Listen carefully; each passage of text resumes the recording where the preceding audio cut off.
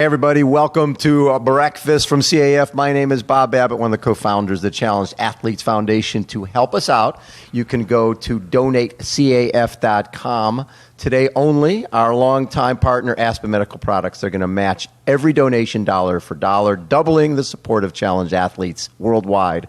Aspen, Jeff Garth, Dan Williamson, you guys are the best. You've been with us since the very beginning. Since 2000, you guys have been supporting CAF and title sponsor for San Diego Triathlon Challenge. Appreciate that.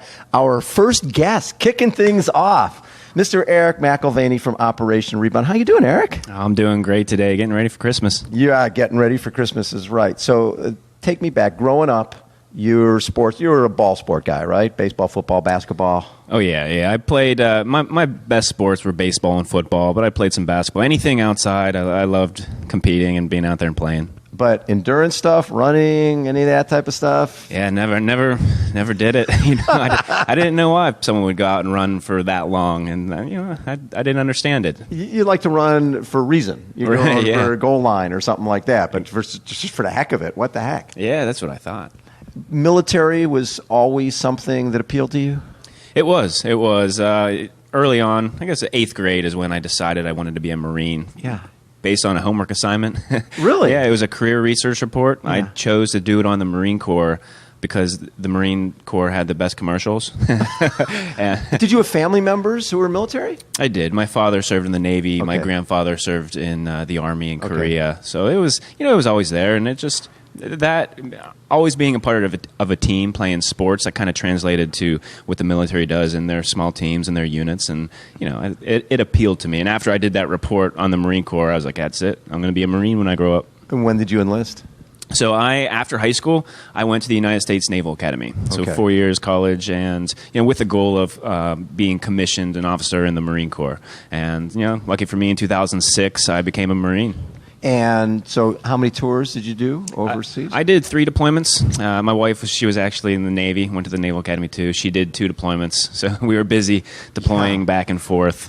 And my 3rd deployment was to Helmand Province, Afghanistan. In December 2011. What do you remember about the day? Yeah, so it was December 9th, 2011, just 5 years ago. I remember basically everything. That is funny. It's only 5 years. I know. I can't believe it's already 5 years. I've had this prosthetic for 5 years. That is amazing. Yeah.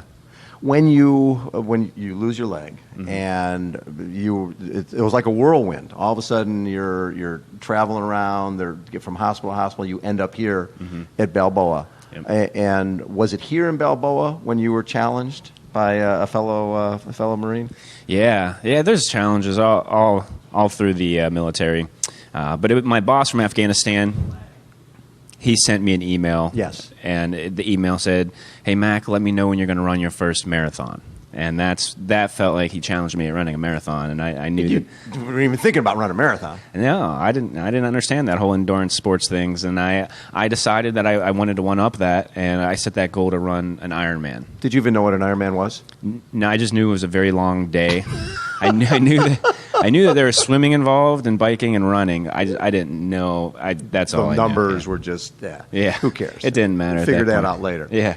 But while you were in the hospital, you were challenged by a gentleman who was also an amputee, where he came in and basically said he showed you his prosthetic leg, right? Yeah, it was Max Frank, and he walked into the room and he introduced himself. He came walking over. I don't even know if I knew that he was an amputee. He just introduced himself as another captain. He said, "I got hurt 6 months ago," and he reached down and he took his leg off and he handed it to me, and I'll never forget that, holding his leg, and he said, "Hey, it took me 2 months to get in this. Let's see if you can beat that."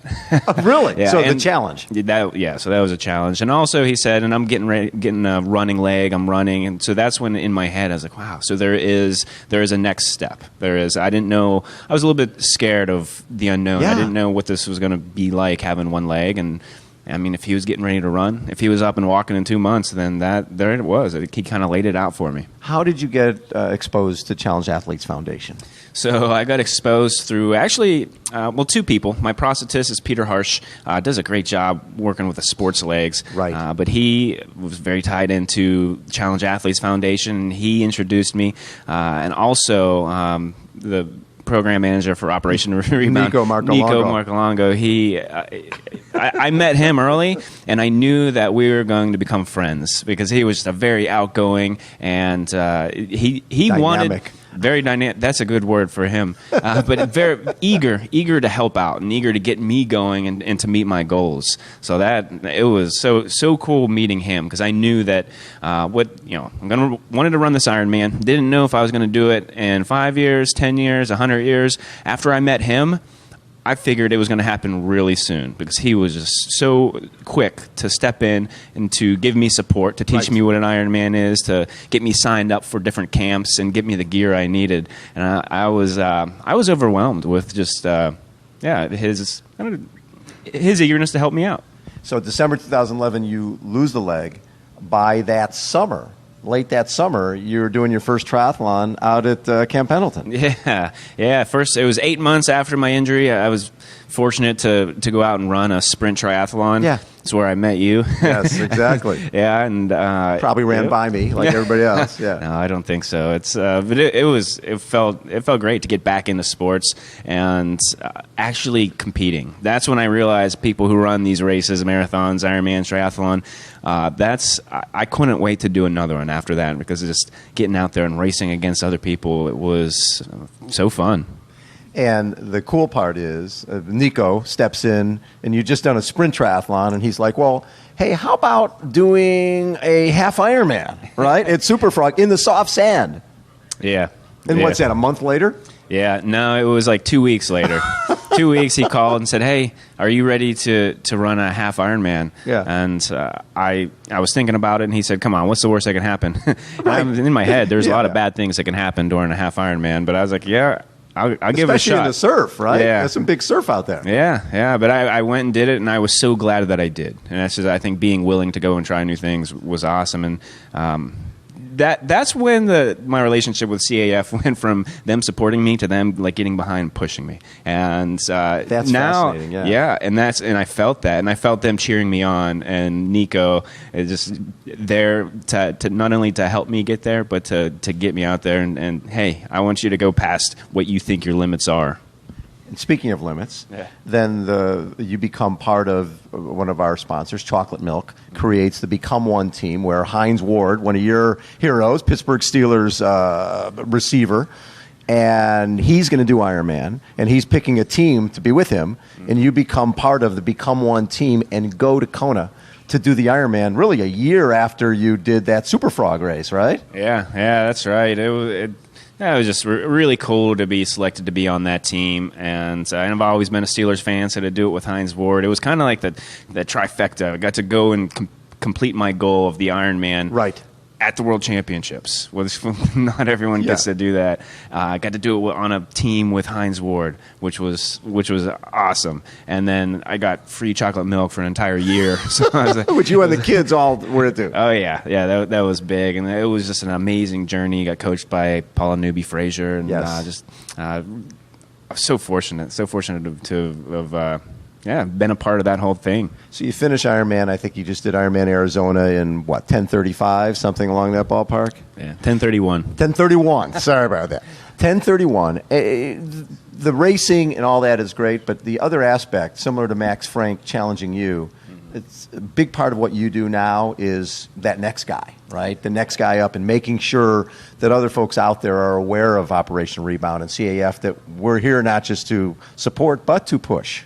Yeah, exactly. And that next step, that for me, that's the most rewarding thing. Like, I go out and finish an Ironman, and that feels great. But to be able to share my experience and to encourage someone else along, that feels 10 times better. And it's just this whole CAF team. It's a mentorship thing. It's not go get supported and go about your life. It's go and you become part of a team that you're going to be part of this team your entire life. Not only being supported, but supporting others, and that's where I am. I love it.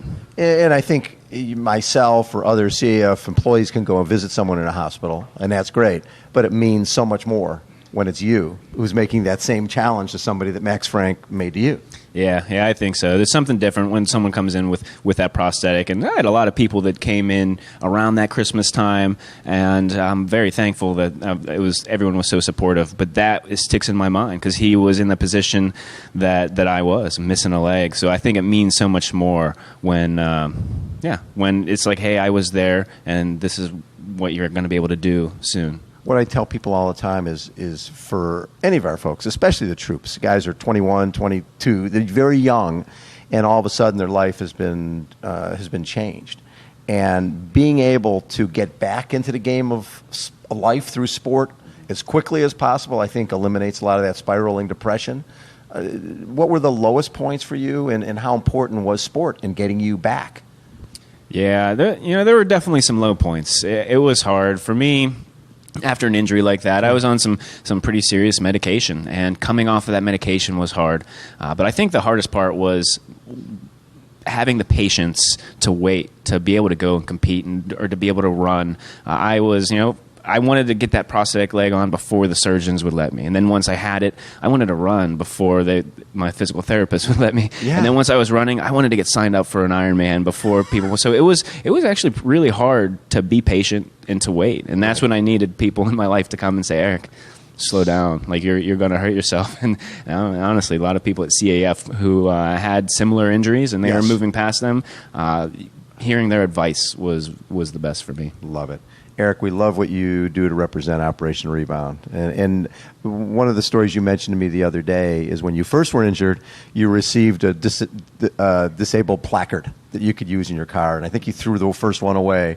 And then the second one came, and you're like, just keep it in the glove box just in case, right? Yeah. And you ended up using it one day. Yeah, and I have nothing against it. Of course. There are times that my leg wasn't fitting or something, and it would be pretty nice. But I just kind of kept it in that box. And I was driving to the store around this time, around Christmas, when there's no parking anywhere. And I had my daughter, Lupe. She was 6 years old at that time. And kind of just driving around looking for parking, and there wasn't any. And everyone was getting upset and angry, and it was kind of funny. And I pulled right into a handicap spot. And I grabbed that placard and I put it up there. And as we're walking in to the store, Lupe asked, like, what was that magic blue ticket? And I said, well, because I only have one leg, I'm allowed to park right there. And I saw her thinking about it, and she said, but Dad, you have 5 legs. And I got my left leg, my walking leg, my running leg, my bike leg, my water leg. And I was like, yeah, you're right. And I thought that was funny. But I thought about it, and I realized that I used my leg as an excuse, or when it was convenient for me to use it as a disability. Right. And that's when I decided to stop. And I'm never going to use this leg as an excuse again. And that's when I stopped doing it. It was an extremely freeing moment for me when it's like, okay, yeah, everyone's has something to deal with. Like, everyone has their own handicaps, and I'm just not going to use this as an excuse. I love that. And so when you race in triathlons or anything else, you race as an age group athlete because you figure if somebody's better than me, they're better than me. It has nothing to do with my leg. Oh, yeah. If you beat me in an Ironman or a race, it's because you worked harder than me. And that's it. Eric, thanks so much for taking time. Always a pleasure to catch up with you. Have a great holiday. Yeah, thank you. Thanks for having me on. Have a great holiday as well. Eric McElvenny has been our guest again to support all of our athletes. Oh, Michelle, do you have a question for us? Yes, we do. Oh, wonderful. Our social media expert. Come on in here, Michelle. So Jamie from Oregon wants to know what you want for Christmas. Oh. What do I want for Christmas? Man. There we go. Let's see. I think the big thing on my list is a wonderful, new, fast mountain bike. I think Jamie from Oregon, he might want to do some Xterra racing, and I gotta join him on that. But I need that bike first. I love that. That's a great question. Thank you. Thank you, Jamie. I appreciate that. Again, this is Breakfast from CAF. If you have any questions to ask any of our athletes, you can go to a comment on the Facebook stream below. And to donate, visit CAF.com. And again, Aspen Medical Products is matching all of our donations today, which we are very excited about. Eric, you're the best.